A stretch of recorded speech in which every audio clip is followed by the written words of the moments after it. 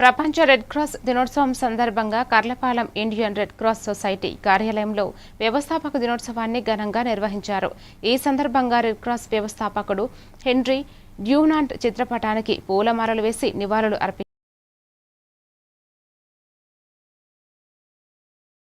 నిర్మాణంలో ప్రతి ఒక్కరూ భాగస్వామ్యులు కావాలని చైర్మన్ ఇనకొల్లు పోలీసురావు పిలుపునిచ్చారు. ఆపదలో ఉన్న వారిని ఆదుకోవడమే రెడ్ క్రాస్ లక్ష్యమని వైస్ చైర్మన్ పరమానంద కుమార్ తెలిపారు.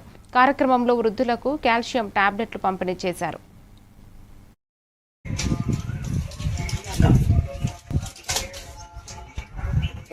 అయితే ఈ రెడ్ క్రాస్ సంస్థని స్థాపించారో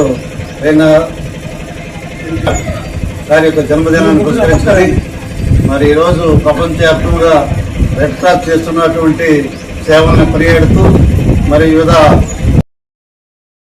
దేశాల్లో, వివిధ గ్రామాల్లో, వివిధ మండలాల్లో, వివిధ జిల్లాల్లో రెడ్ క్రాస్ ఎప్పుడు ప్రజల పెట్టుకుండి ప్రజలకి సేవ చేసే విధానంలో నడుస్తూ ఉంది. మరి ఏదైతే ఉపద్రవాలు సంభవిస్తాయో మరి వాటికి సంబంధించి రెడ్ క్రాస్ సంస్థ మరి ఆర్థిక సహాయము, మరి బట్టలు కానీ గూడు నీడ ఏర్పాటు చేయడానికి సహాయపడతా ఉంది. మరి ఇలాంటి మంచి కార్యక్రమాలు సబ్ బ్రాంచ్ యందు మరి వైస్ చైర్మన్ పరమానంద కుమార్, మా సభ్యులు బాబు చిన్నబ్బాయి గారు సమక్షంలో మరి ఆ కార్యక్రమాన్ని చక్కగా నిర్వహించుకుంటున్నాం. ఆరోగ్యవంతమైన సమాజానికి ప్రతి ఒక్కరూ కృషి చేయాలి. రెడ్ క్రాస్ యొక్క లక్ష్యం ఏంటంటే ఆపదలో ఉన్న వారిని ఆదుకోవటమే రెడ్ క్రాస్ యొక్క ముఖ్య లక్ష్యం.